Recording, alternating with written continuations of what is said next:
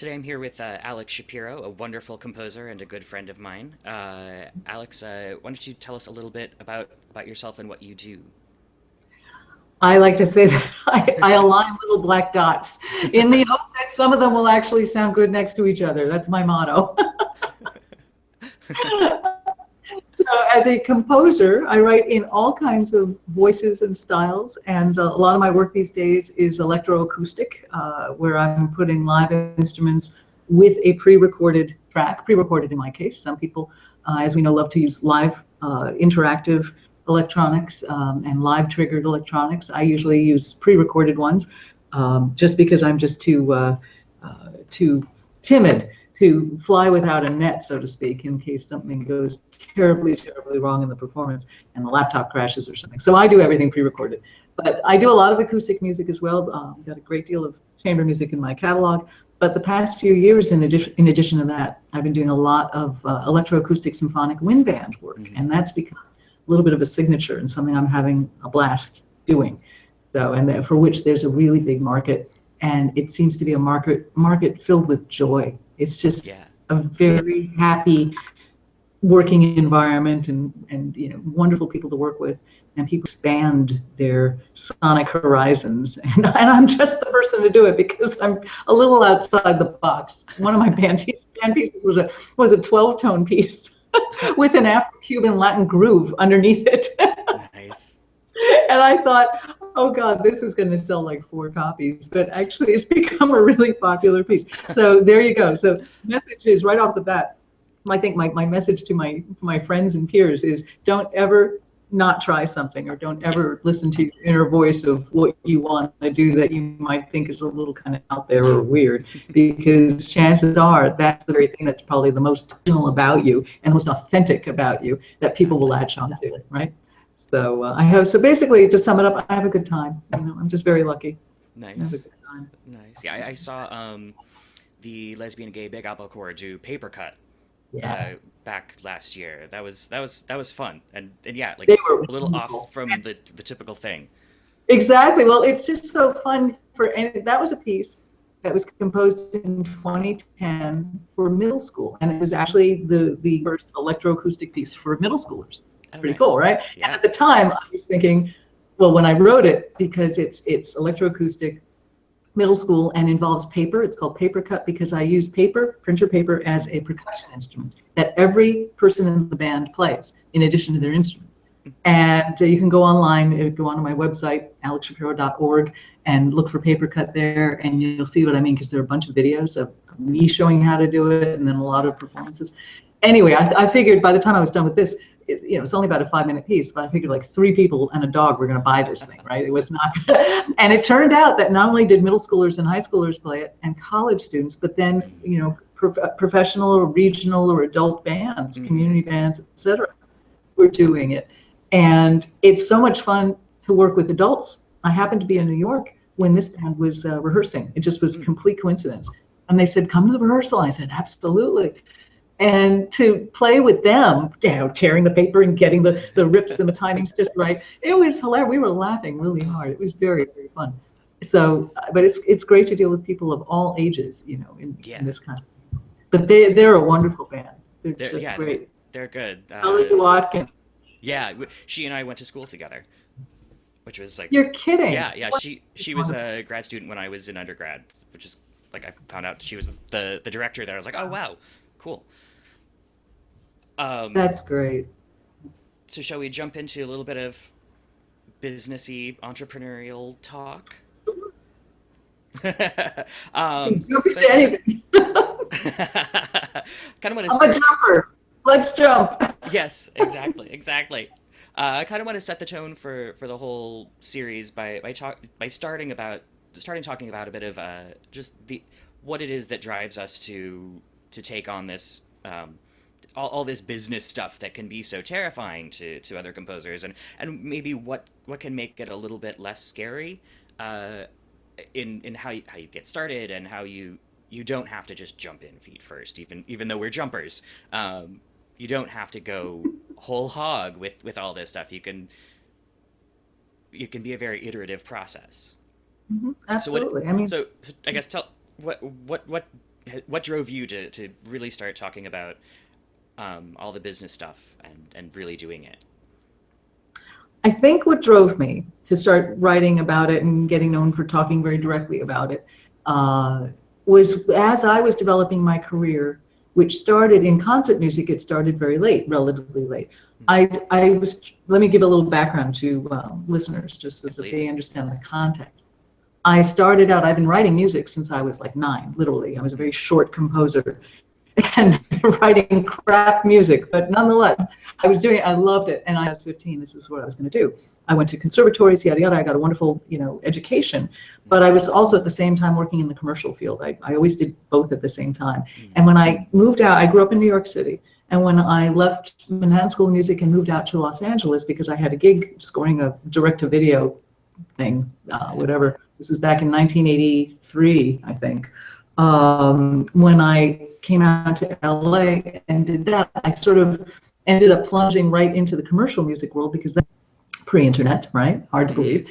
At the time, this is how to make money as a composer, and I was not writing the kind of music that for which I could get arrested, let's say, in the concert music world. I was neither uptown, or downtown. I wasn't performance art, and I wasn't, high academia. I was none of that. And so, I enjoyed working in the commercial field, did that for a long time. And it wasn't until my late 30s, okay, and I was about 37 when I decided that to shift my career to chamber music at the time.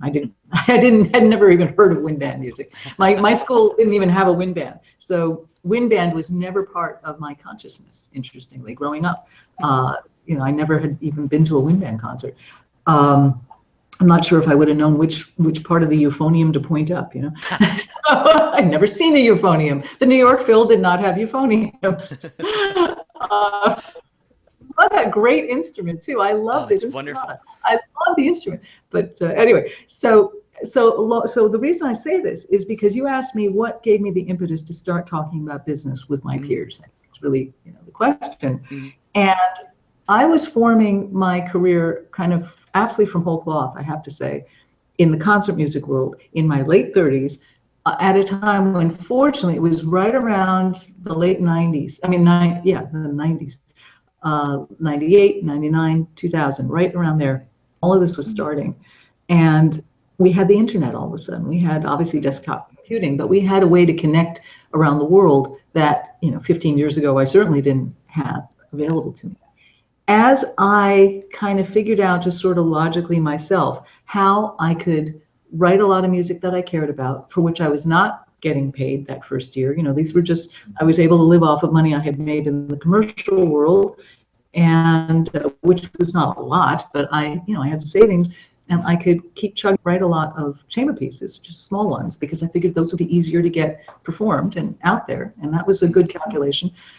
And as I was plugging along, writing these pieces and putting my heart into them, and also developing a website, which I did myself, and realizing just by hit and miss what seemed to work in this wild new frontier of the internet, I stumbled across just a lot of things that kept clicking. And as I wrote, and as the pieces got out, as I made wonderful friendships and relationships with the people, I was in Los Angeles at the time, showing up, going to conferences, going to concerts, getting very involved in volunteer organizations, arts advocacy organizations like American Composers Forum, et cetera, things like that.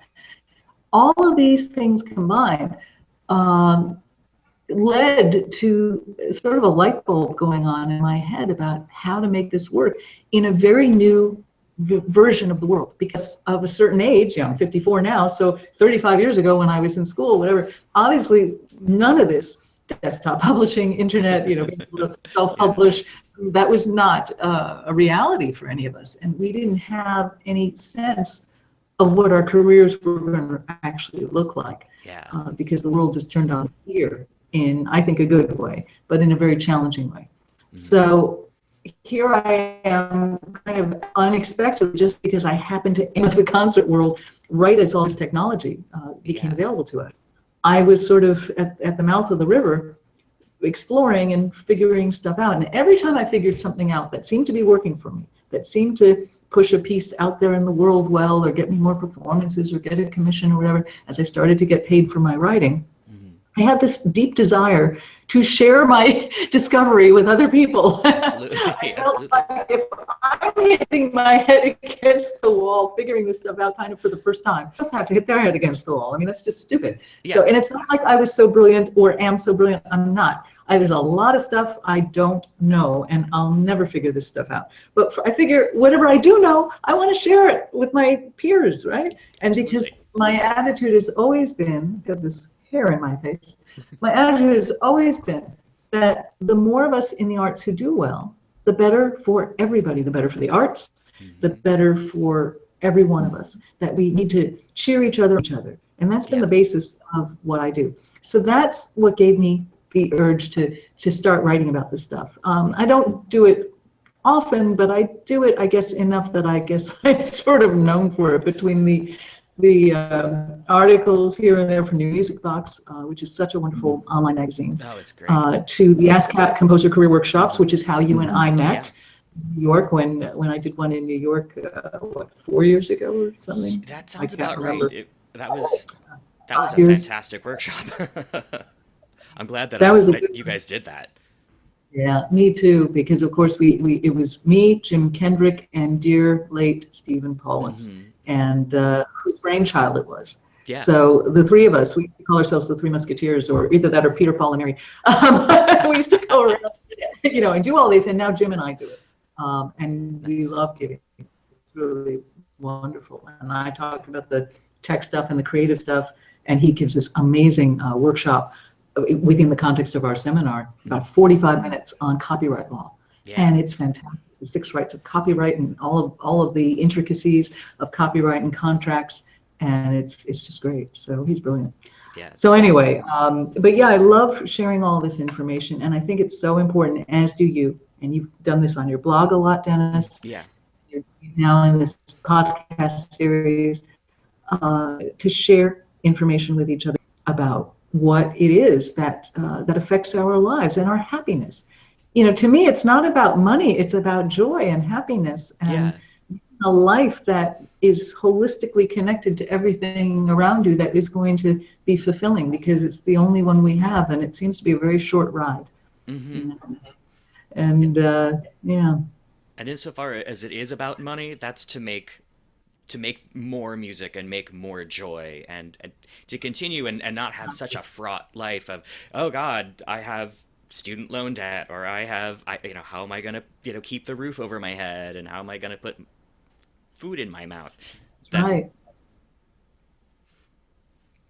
I think it's definitely not about money, but the money helps. Money is freedom. This is what my father always said. This comes up a lot in conversation. Money is freedom. It's options. It gives you the, if you can, and I say this in the most recent article I just did for New Music Box, called Let's Make a List, for their wonderful series on music making and money, which is all this week. For the record, it's April 2016. Go back into the archives in the Wayback Machine. This is April 2016. The concept of money is not, to me, it's not wealth and acquisition. It's freedom, options of what projects I choose to take and what I don't choose to take, having the option to buy the gear that I need or the new software or whatever to make my artistic statement. It's all, I'm not a very acquisitive person. I don't have a lot of stuff, but I like to have the stuff I need to make my art. Obviously, everybody does. Exactly. And that's the freedom of having a little disposable income to be able to do that. And so the trick is, and I say this in this article, about living within one's means, if at all possible, to avoid living with credit and having debt. And I mentioned in that article that student loans are an evil. I hope that we can find a way in this country to get rid of this. But for now, it's a reality for a lot of people, and it's very painful. And there's a really good article that is linked from mine on student loans and the whole thing, that I think Ellen McSweeney did a while ago, a year or two ago. Anyhow, it's worth reading. Yeah, But I read your all of this article, but I haven't clicked through yet. Yeah, click through, because it's all really good information. And the bottom line is, if you can live within your means, you're going to be a lot happier, a lot less stressed, and a lot more able to do your art, and also make your art more the center of, especially if you're going to try to make income from it, which you don't have to do, but if you choose to do that, it means you're going to have less demand on your time to have other kinds of jobs outside of music. Yeah. So the other thing, and I'd love to pick up the camera and show you guys what it looks like out here. I live on San Juan Island, off the coast. Whoop, there we go. Hold on. Sorry, it's like rubbing your tummy and patting your back. I'll get this right, I promise. There we go. San Juan Island. I'm right on the edge of the sea. Right now, it looks like you're on the Titanic. I know. Yeah, I would show. But anyway, I would turn my camera around, but you'd see a very dirty kitchen. Setting this up, I thought I could do this in the office, but you see a bunch of garbage, or I could do it in the kitchen where you can see my books, or dirty dishes if I turn the camera around. Well, we all have books and dirty dishes, and a cat litter box that needs cleaning or something. That's all part of it. But the reason I wanted everybody to see this is just because I'm an example of someone who grew up in New York City, grew up in Manhattan, then moved out to Los Angeles, was living in LA for 24 years. And then about 9 years ago now, in 2007, I had the brilliant idea to move up here, which is paradise. It's heaven. If for someone who likes this kind of thing, it's not for everyone. But if you are the kind of person who does really well with wildlife around you instead of people, as gregarious as I am, I actually prefer the foxes and the whales. But if this suits you, half the price of living in a big city, right? Yeah. So because of the internet, because of cells, because of everything around us, all the technology, we can live. If you're not a performing composer, you're not waving a stick at somebody as a conductor, and you're not sawing away at your instrument. If you can just make your life sitting in one place, pouring out the sonic chaos from your head and the hard work of bringing it to life, then you can live anywhere, and that anywhere can be a huge change, a positive change on your income stream and your budget and what it costs you to live. And boy, it's like a weight being taken off of you. It's really, really nice. So I mention that to people to get them to think kind of creatively outside the box about what the possibilities are for where they could be living. It doesn't have to be LA or New York anymore. It could be, you make your own center. You can live truly in the middle of nowhere. This island has no bridge. I'm up on the upper left-hand corner, floating off the coast of Washington State. Oh, right over there over my shoulder is Canada, and about 3-4 miles on the Canadian border. And so you can't get more remote in the U.S. than this, really. And other than Guam, So I feel like I'm the guinea pig in a sense for being able to tell you with assurance, even stuff, you can do this. Anybody can do this if they are envisioning their career a certain way. You don't have to be in the middle of the musical literati world, standing right there in Lincoln Center every day to have a career in music.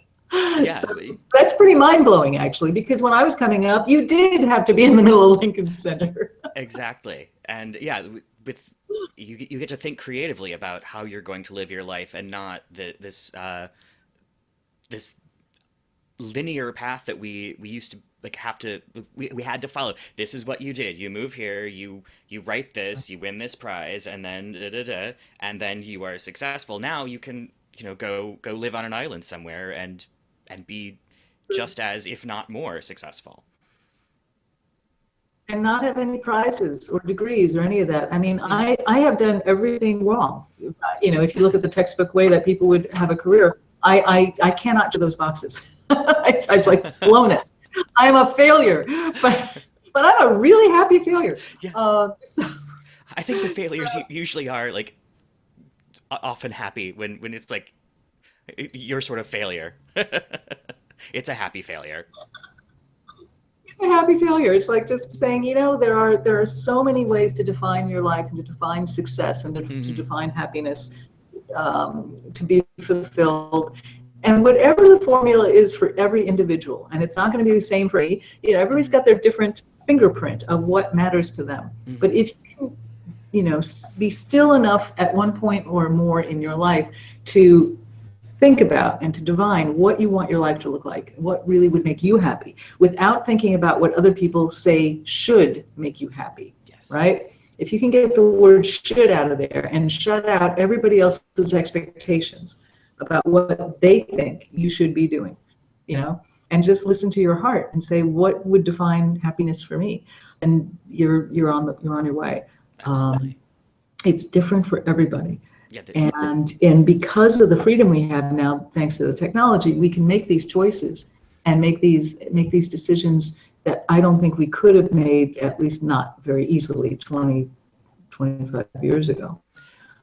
It's just a very different thing. Yeah, the landscape is so changed, and there is no formula at this point. There was, but the formula's gone. Everything, there's been such a sea change in the whole industry that now we can, I think there is now the freedom to say we are different composers, and there's not the stylistic sort of camps that we had that were so deeply entrenched. Now, whatever style you want to write, that is what you do, and you don't have to write in one style. It's your style, it's your career, and the path forward for you is like not the same as the path forward for the next person.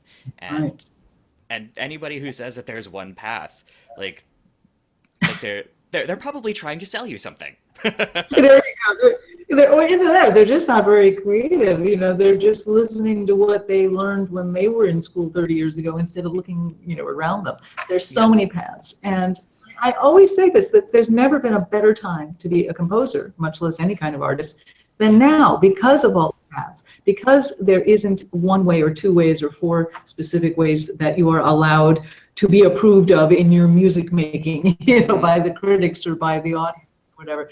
Now there are just, it's whatever you do well, whatever you do from the heart, however that comes out, that's what people respond to. Excellence is what we seek in ourselves, hopefully, and in the art around us. And that can be expressed in so many different ways. I just love this time that we're in, because it's very different than the time I grew up in, where it all goes. Anything you want to do, as long as you do it well, you can get it out there. That's a marvelous thing, and it's a marvelous thing for the consumer of art, which we all are. To go to a concert and know that if it's well curated, you're going to hear a lot of different things on that one concert, and a lot of different approaches. How marvelous! I know, so. and to be able to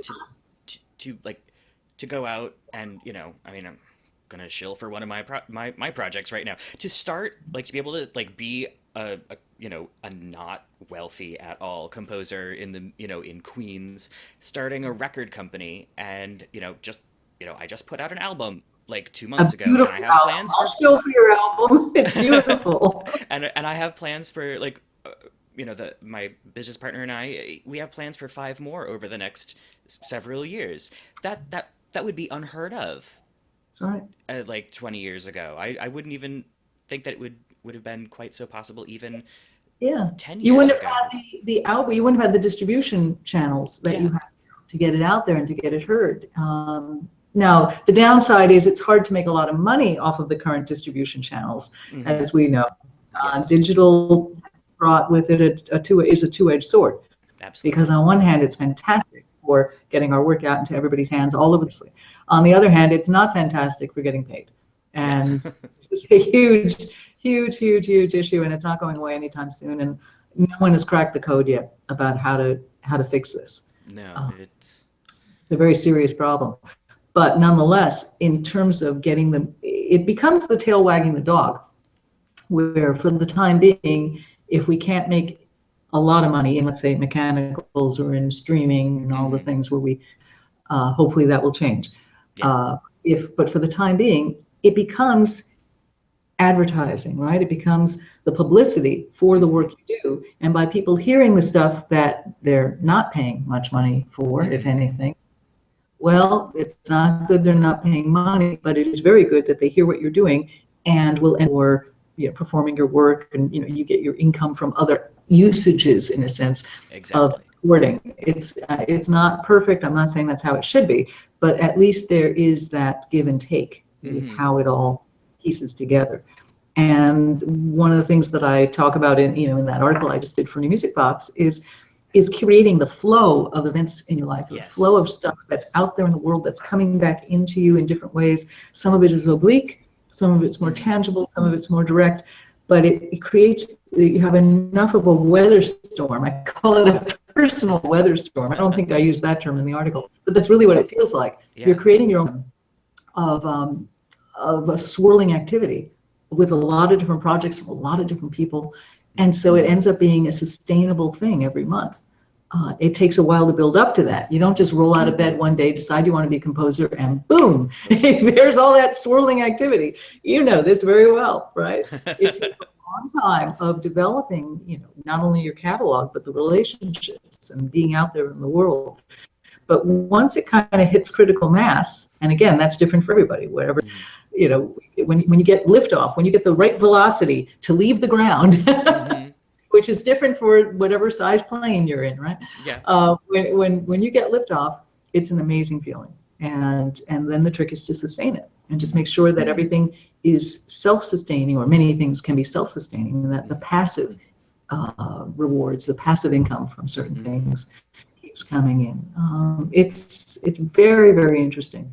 Yeah. Things that we could not have gotten this custom going on 30 years ago. Yeah. And with the album, one reason we decided to do it, and what, like, there are 7 of my songs at the very end of it. I'm not going to make a ton of we're not going to make a ton of royalties on this. It's not, we knew it wasn't a money making venture, but it does have those secondary benefits, like maybe people will want to buy the score to those songs, or maybe they'll hire me to sing some more, or they'll hire Mark to play piano for them. Like, there's so many different, and that's just like a few things, but there's so many ways that it can commission you for more music. Yeah, I mean, exactly. Which please. I mean, it's all interconnected, and no, that's a beautiful album. It's a very beautiful album. Thank you. And sort of with that, you talk about in the article, you talk about the different forms of income that come in from the ownership of your copyrights. Right. And that, with the album, I'm getting a royalty as a performer and as a composer, and we're paying all of our composers, a mechanical royalty, which we should. It's good business, and it's the legal thing to do. But that's part of what they own in their music, is they can license those mechanical rights. And I like that you make that list of all those different bullet points of ways to sort of slice up your copyright. I was saying before we logged on, there's this novelist, Dean Wesley Smith, whose blog I have followed for years now. And he and his wife, Christine Catherine Rush, both blog a ton about the book publishing industry, which at this point I know far too much about. And he frequently talks to writers about what he calls the magic bakery. Every morning, a baker goes into his shop, he bakes his pies and his cakes and everything, and he puts them on the racks, and people come in and they buy them. And the next day, he has to go in and bake more. He's constantly having to do the work to renew his inventory. His inventory, that's the word. And we as composers have this wonderful ability with this magic bakery, where when we bake a pie, when we write a piece, it's not that somebody comes by, buys a copy of it, and that's it. We can keep selling copies of the score. We can do mechanical licensing for recordings. We can do sync licensing if a filmmaker happens to like it, and all the different performance and various royalties and forms of income. It's kind of a great thing. Not kind of. It's a great thing. It is a great thing, because the pie never disappears, no matter how many people eat it. Exactly. I'm getting hungry having this conversation. I like pie. but it never disappears. As opposed to, I always think about this regarding visual artists. And let's take a painter. I have a painter in my family who's done incredibly beautiful work that's all over my home. And you know, when she sells a piece of art or gives it away, you know, she'll never see it again. Yeah. Right? I mean, she can take a picture of it, but that's picture of an 8-foot painting is not going to do it justice. That you don't get to, nobody else except where that painting actually is, and if it's in someone's home, only the people who enter that home are going to see it and enjoy it. You have to part with your art in a way that I would find painful, actually. Oh, and the great thing, I mean, it's like my baby, but the great thing about music is I think I could part with a baby easier. This, folks, is why I have no children. Just kidding. Okay, so but the concept with music that you know you write all this music and you can always hear it. Other people can always hear it. They can always play it. Everybody has it. And yet, if you own the right to it, if you own the copyright to it, if you are the publisher of it, if you own the sound recording copyright, et cetera, then you can not only have it, but you can share it with the world, and you can also make money off of the usages of it. And what a great thing that is. Oh, it's that's a fantastic. wonderful system. Yeah. Yeah. And we still need to, I think, get copyright law up to speed for the digital age. But in the meantime, we still got some. That's a big conversation. That's a big different conversation. It's a painful one. Yeah. But I think things will change one way or the other. I mean, one of the things that no one can anticipate is just as technology has changed so much in the past 15 years, where's it going to be 15 years from now? Oh. And how are we going to be consuming content? And, you know, the issue with copyright, of course, is that regardless of the format, regardless of how you're consuming it, it is still the intellectual property of the person who created it, if it is, you know, if it is theirs. And it doesn't matter if you're just poking your finger up in the sky to get it. You know, if we no longer have devices, which I think is possible, we won't be having devices like, you know, phones and things that we're holding and poking at. You know, even Google Glass and all that, the prototypes like that. Yeah. We're on to implants. We're on to wearables. We're on to completely different, much more user interface. What do you call it? Zero user interface, zero UI stuff. And we have to anticipate that. But the principle, we anticipate it in terms of how our content, how our music is going to be used and consumed, but the principle should never change. And that's the hardest thing to protect. Yeah. It's the hardest thing. And we have to start thinking ahead, since we sort of missed the boat with the digital. No one really thought ahead enough, I don't think, to figure out how to protect it as your files are being disseminated all through, you know, Uzbekistan. Yeah. How do we now think ahead another 15 years or more, and think in terms of protecting our content and limiting usages or money or something of value exchanged for the usages, something of value beyond exposure. When, you know, I wrote an article that I linked to in this one called "The Economy of Exposure: Publicity as Payment?" ? And I kind of delve into that one because it's a very unfair statement much of the time when someone who should be paying you says, "in so much exposure." You know? Well, great. That's not gonna. I can't say that to my landlord. Yay! I'm getting lots of exposure. Here, have some. I'll pay my rent with that. Doesn't work. I like to say, well, people die of exposure. There you go. So anyway, but we got off the topic a little bit. But yeah, in the article I delineate and I invite people to go on and read it, share the article, just the basic 10, 12, 15 different things that are income streams from the ownership of a copyright, which is pretty cool. Although and other ways to earn income directly related to your music making, as opposed to, and I list another list that I start off with of all the ancillary careers in music, not all of them, but many, just a start off list. People are going to add to these.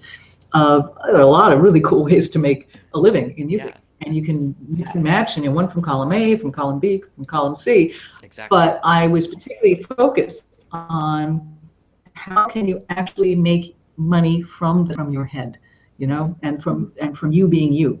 That's really fascinating to me. So because I think it's a much bigger opportunity. There's much more opportunity than a lot of people think there is, and that's why it's so important for us to have these conversations, because so many people are convinced, they just convinced themselves, or society has convinced them, whatever, that they can't make much money, if any, doing their art. And or that shouldn't. leads to, or shouldn't, right? Or they should feel guilty about it. Somehow it's selling out. I mean, I think all of this is finally, we're passing that stage where people would think that, but there are still people who think that. I know that because I see them online. But it always gets back to state of mind, mindset. If you are, and this is true with any aspect of one's life, not just music making or art making, but just being a person. Yeah. If you're a negative person, if you're destined to always see how something isn't going to work out, or someone isn't going to be nice, or whatever, if you're always expecting the worst, guess what? Your likelihood for having that be the truth is much, much higher, right? Oh, yeah. And if you walk around, as I call myself, the blithering village idiot, who's incredibly, happy and hapless, if you walk around like me, thinking there's opportunity and possibility in a lot of things around. I won't say everything. I'm not that much of a village idiot, but there's opportunity in an awful lot, and I know you feel this way, Dennis. Absolutely. When you walk around like that, and when you see the best in people, and when you see potentials for collaborations and all kinds of fun ways of creating something out of whole cloth in your life, chances are really much, much better that that's in fact all the good. And it comes with vision, just having a vision of what you want your life to look like and what you think you deserve. And that goes to a much bigger topic that I don't have the PhD to be able to help anybody with, but it has to do with the sense of self-worth. And I talk about that in some of my articles, because all of the stuff that we create, if we do want to get it out there into the world, whether we're paid for it or not, but if you want to promote your work and have other people enjoy it, no matter what kind of art you're creating, the bottom line is you have to feel good about it. You have to feel good about yourself, and you have to have esteem and self-worth, right? Absolutely. That is the launch pad for how you speak about the art that you do. That you don't have to be apologetic about it. You don't say, "Oh, I've written this, but it's really not very good." How many people hand you a piece of music and say that? I've seen a lot of people do that. I did this, but it's really not very good. Or I made this recording, but there's a whole bunch of mistakes. Like, don't tell me that. Let me just enjoy your recording. Yeah. I just want to slap them. I still do the same thing. That's self-deprecating. Oh, but it's like, no, shut up. You put a lot of blood, sweat, and tears into this, so. My attitude is, if I have somebody, a CD, my stuff, I'll say, "Here, I'm proud of it, but I don't expect you to like everything on it. But here, enjoy." Yeah. I'm not going to be apologetic for my work. It's like I certainly don't expect everybody to like everything I do. So that's the mindset of self-worth, a sense of pride, and not being apologetic, and that goes into putting your work out there. And it very much, back to business, it very much has to do with getting paid for our work if we choose to. And it was very important that I put in the beginning and end of this most recent article, the credo, the fact that we are all equally wonderful, musicians, people, yada yada, whether we make money from our art or not. That is so important, because I don't know, the conversation, and some people feel like you're saying, gosh, unless you're getting paid for your commissions, they don't count. They're not, people, your music doesn't count. There's nothing farther from the truth. Yeah, it's ridiculous. And it's painful. And no, everybody is equal. It's just that for those of us who are choosing to try to make a living doing what we do, at that point, because we're looking at ways to do it. But it's all equally wonderful music. The person who doesn't get paid for their music and the person who does, money has nothing to do with the quality of their music, and it can't be stated enough. Yeah, there's but music but back to. Oh, go ahead.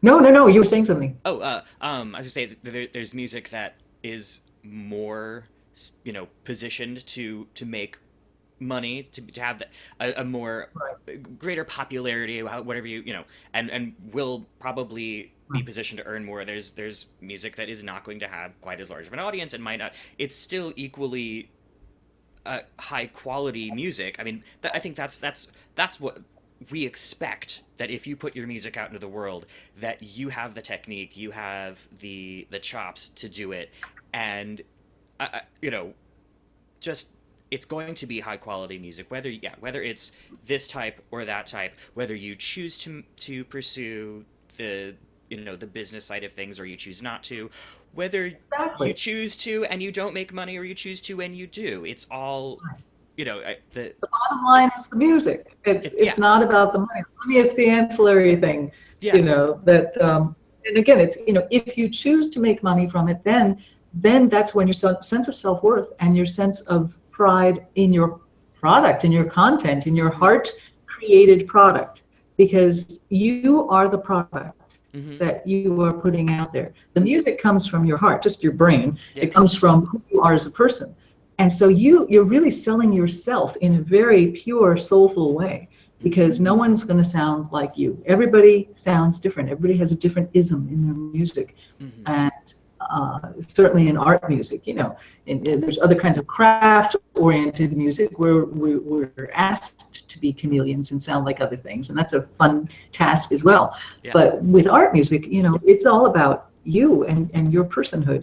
And so that's what you're selling, but you can't sell yourself in that very heartfelt way. Hmm. No, I don't mean in a crude way. You can't do that into, then we get into an illegal conversation, right? Yeah. You How can't, can you can't composers sell make money? yourself. Really. Yeah, there are lots of ways to make money, Yeah, baby. Yeah, Seventh Avenue and 42nd. there you go. Exactly.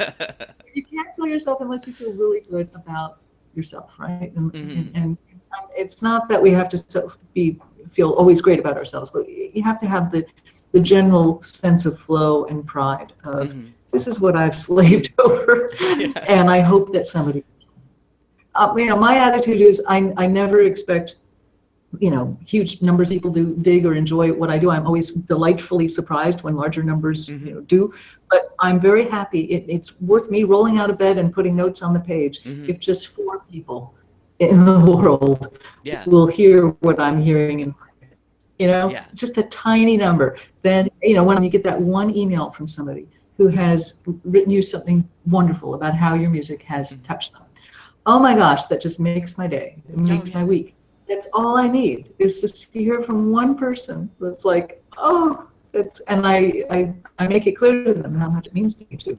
I always love those conversations. Oh, So, and I always absolutely. encourage, if you like somebody else's work, let them know. Hmm. Go up to them or write them an email out of the blue, even if you don't know them, because more often than not, people do want to hear that, and it does matter to them. We all tend to be kind of shy, but I think it's a really nice thing to reach out to somebody and tell them how much their work has meant to you, Yeah, and or a certain piece. You know.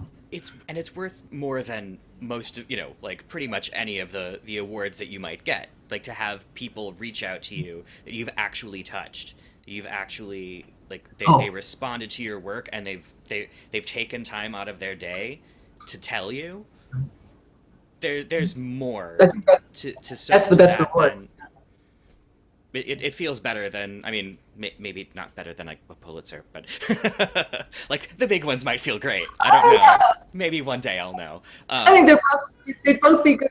Ultimately, the personal contact is more self-sustaining. It's it more, is. it's I you I know, think I think there's it's more something not important to disappoint. personally, artistically.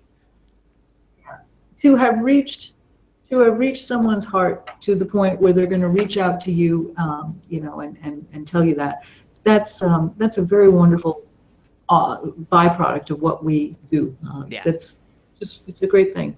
So we're very lucky as musicians because what we do uh, tends to welcome contact with people out of the blue like that. Yeah. If you're a dentist who is known for your great root canals, not that many people might be contacting you out of the blue saying, wow, that was Yeah. wonderful. We all need dentists, and I have great respect for dentists and dentistry. But it's a different kind of work, Uh-huh. right?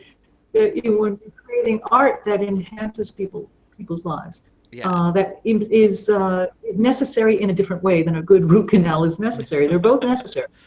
They're just necessary in different ways. Exactly. And I don't know how we're getting off on this funny contest, but anyway, I love it. people watch it and go, "Oh my God, she's nuts."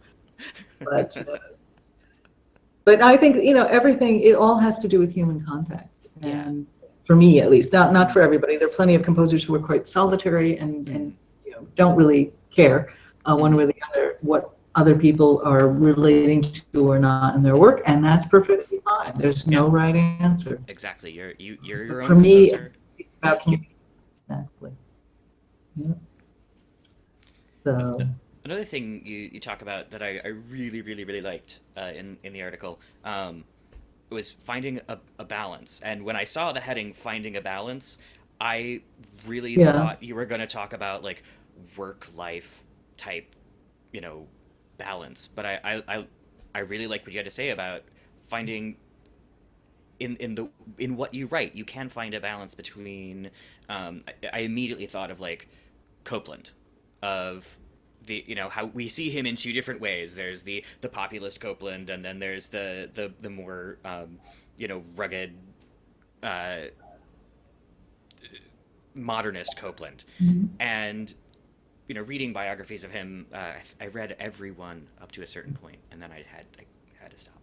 There I love the man, but at a certain point, it's too much. But one of them posited that there was a sort of a one for me, one for you mentality to the way that he did things, where he would do like Appalachian Spring, and then he'd turn around and do something more in the modernist vein, and he clearly did, like, I don't know, I'm sure it wasn't a exact tit for tat, but I think that really that came to mind with that of you can do both things, you can do different things, and it's still all you, and you It's you find your balance and screw everybody right. else. Absolutely. And I mean, that's the joy in it. I write in a lot of different styles, and I apply different styles and different influences to different pieces, Hmm. and different projected audiences for those pieces. Hmm. Uh, and it's a great joy. It means I'm never bored. I use Yeah. the food analogy in my article about, Hmm. you do take out Szechuan one night and you make French onion soup the next night, and Hmm. it's sushi the next night. It's like, it's all good. No one would Yeah. criticize us for cooking or eating in a Yeah. lot of different palates. And those of us who are gourmands, I love to eat, and I love different kinds of food. I don't want to eat the same kind of food. Why shouldn't it be the same in our art? And I've never understood that. Why do people Yeah. feel like, and for a long time they did. I think this is going by the wayside as well, Hmm. fortunately, with time. But there used to be this sense of you had to be branded and sort of write in a certain way and just always be predictably writing in that style to be you. And I'm thinking, wait a minute, just like I wear different clothes every day for Yeah. different things I'm doing and different food, it's the same thing with your musical tastes. I Yeah. mean, many of us write in all kinds of genres Hmm. and do it simultaneously. And what better way? And then, as I said in the article, one can subsidize the other. As you said, Dennis, that some are going to fly off the shelves and others not so much. Your Hmm. contrabassoon sonata is not going to fly off the Yeah. shelf. It's going to be a fabulous piece, Hmm. but it's not going to sell you, 1,000 copies. Hmm. Good luck finding 1,000, recital-oriented contrabassunists. Not that they don't exist, but it's just harder to find them. Yeah. But your wind band piece or your choral piece or whatever, those are going to sell in big copies, and they're all equally you. It's all your voice. Yeah. So I've never understood people's reluctance to embrace all influences, all kinds of Hmm. all the corners of their hearts and interests. And it doesn't mean we don't do. Let me say that was going to be a double negative. It doesn't mean that we do each genre equally well. No. For instance, I really love pop songwriting. I've been writing pop songs and indie rock songs for a really long time. Hmm. Are they decent? Sure. Are they great? No. And I know that.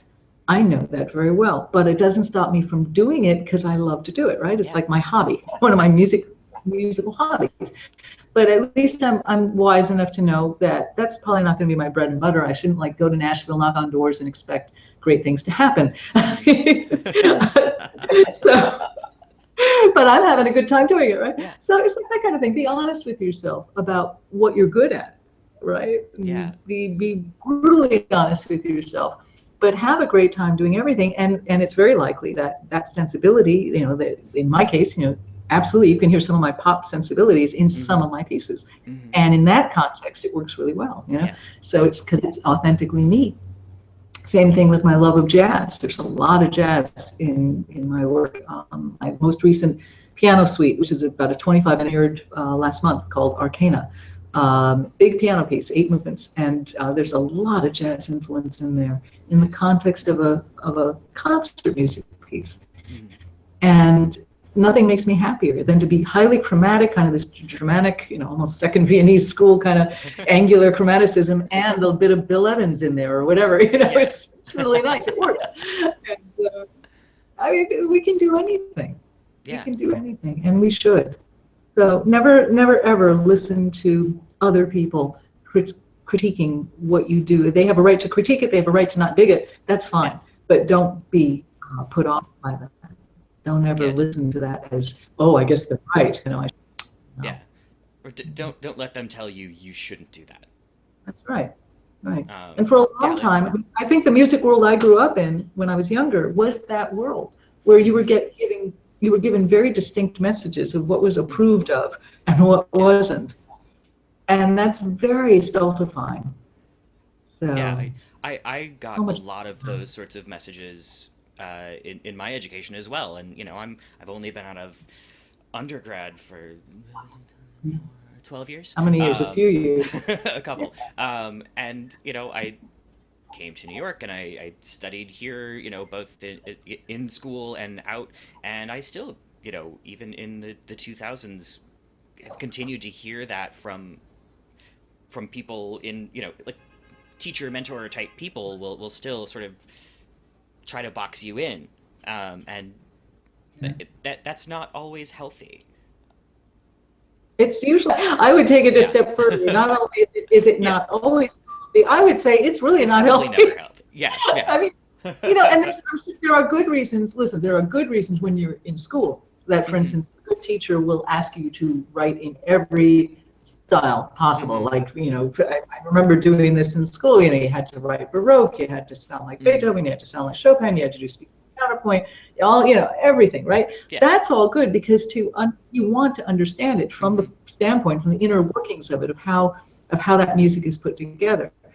And that's great. But in terms of your own voice, you know, teacher, sorry about the phone, must be the same person who just called you. I heard something before. Call for, oh goodness gracious, the phones are exploding. I just got a new phone set. I kid you not, I just put this together last night, my new phones. My old ones finally died after like 10 years. And I haven't gotten all the handsets set so that they shut up and stop telling that they're ringing and who the call's from. Anyway, this will stop at some point. It's stopping now. It drives me nuts. Technology. Anyway, thank you. I've got 4 handsets around the house and they're all like, blah.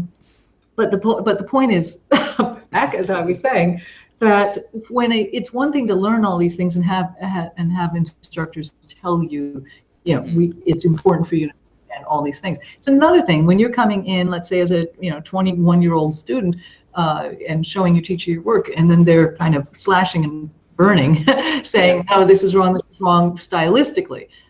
That's not cool. It's like, come on, you know, they've got their voice, you've got your voice, and it should all be respected. There are certainly really good ways of looking at a piece of music that might not be well structured, right? And saying, you know, this motive is fine. The style you're writing in is this. If this is how you're hearing, is absolutely fine. But there are better ways to say what you're saying. Let me show you kind of ways you can turn this on that on its ear, move this down a little bit here, you know, without shutting them down.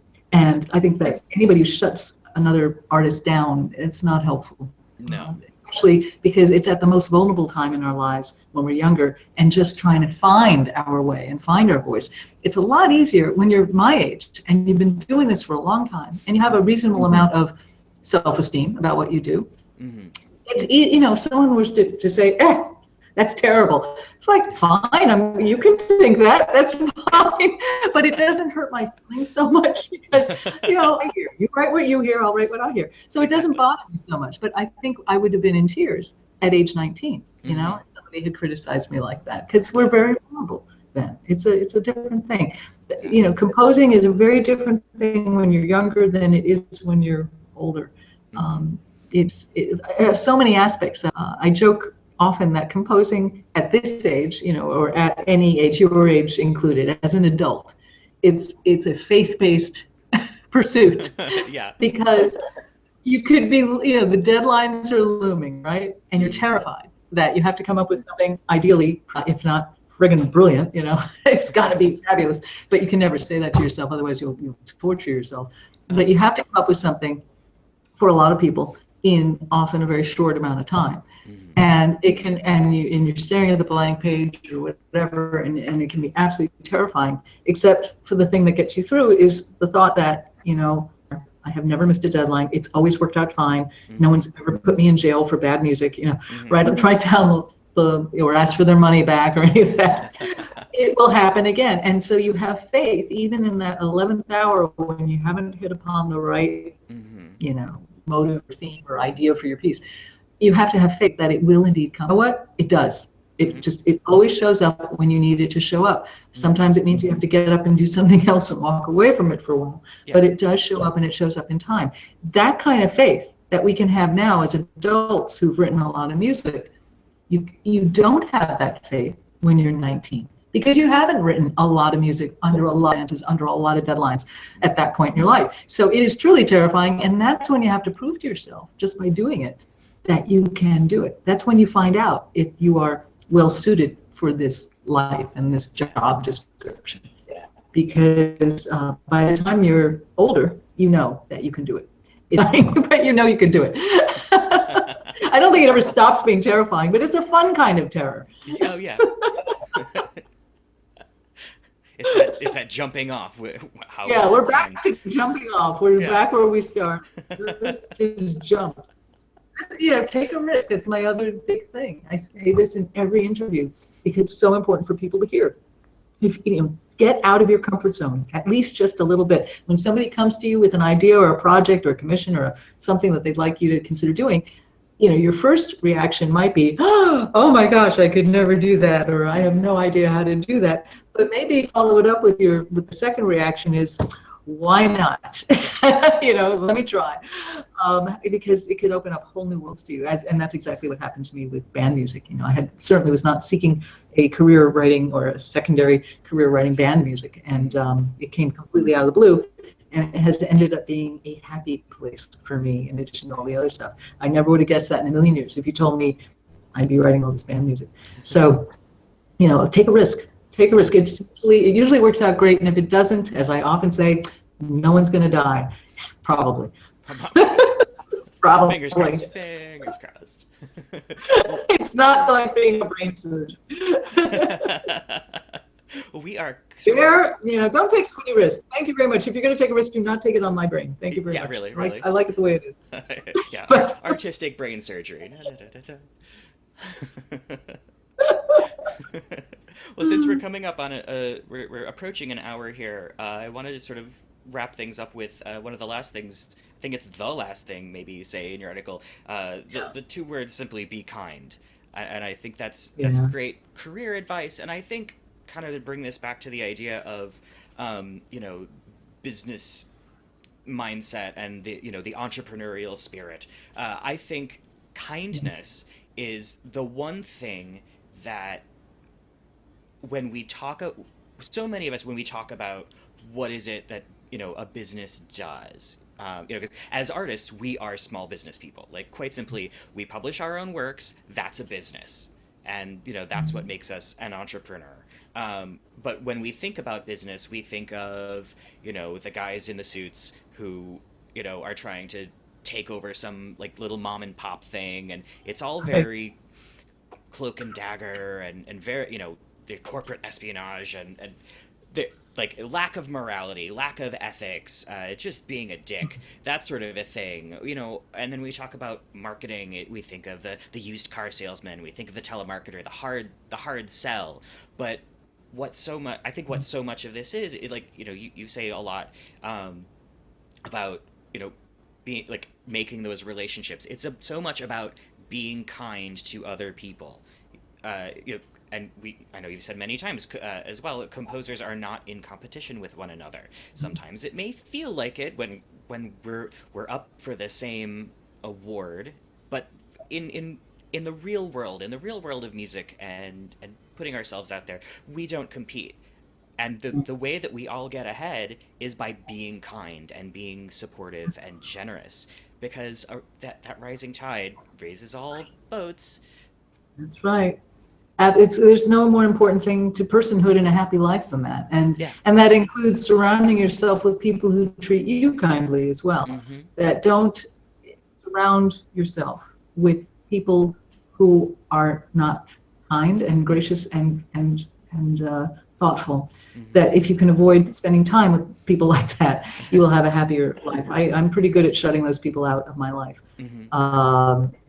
Unfortunately, I haven't had to do it very much. I'm very lucky that I seem to be surrounded with magnificent people.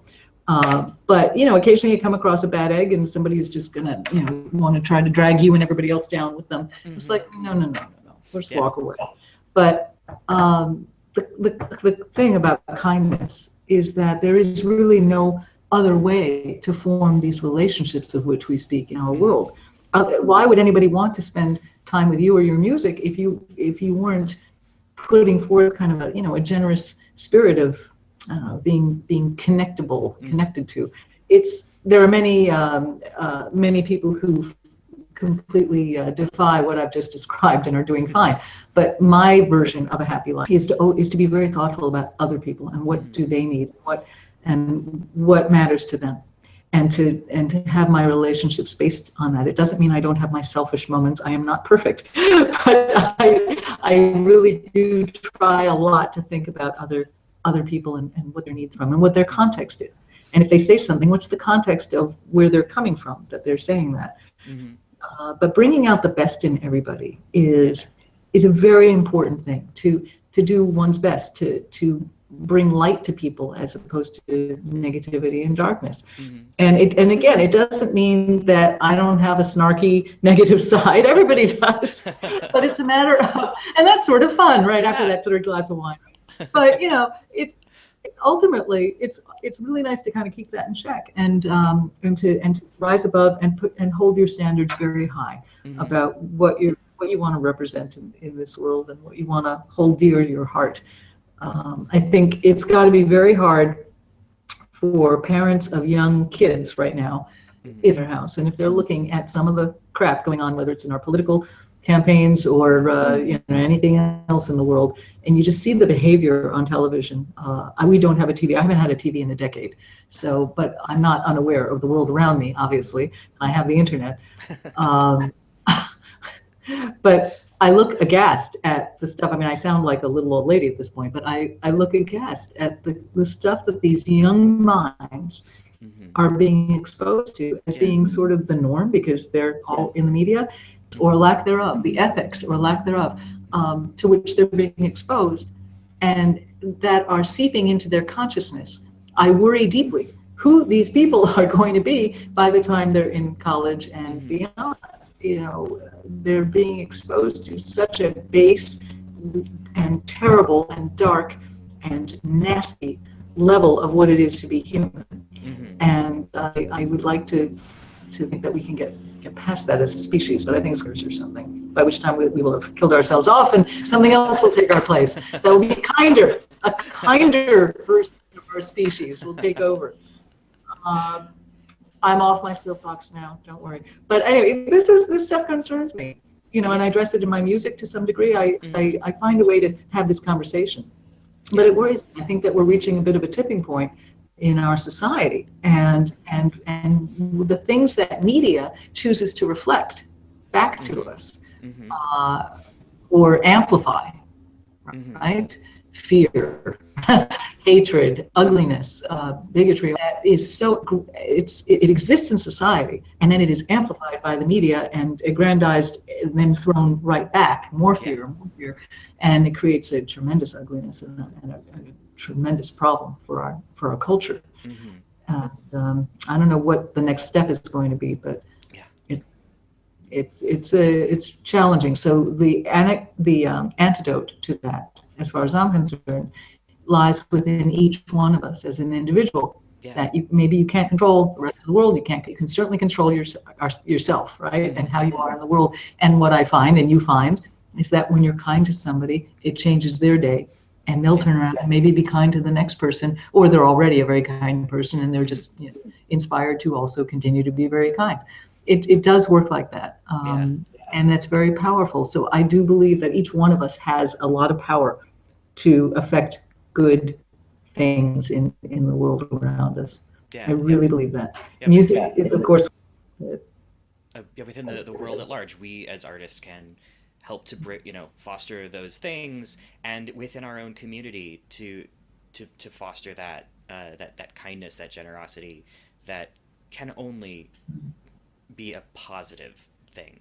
There's almost no situation where being kind and being generous is going to be bad. Is a bad choice, right? Unless you're dealing with someone who's like already a bad person and they're going to take advantage of you. And then we can worry, oh my God, is this person a bad person? And then you walk away. and then you don't walk away. But yeah, I mean, I think that this whole conversation, Dennis, is really fun in terms of pointing out, just by the flow of the conversation, how interconnected everything is, how holistically, organically connected music and personhood, life and life choices are. It's all, we see it all as one big flow.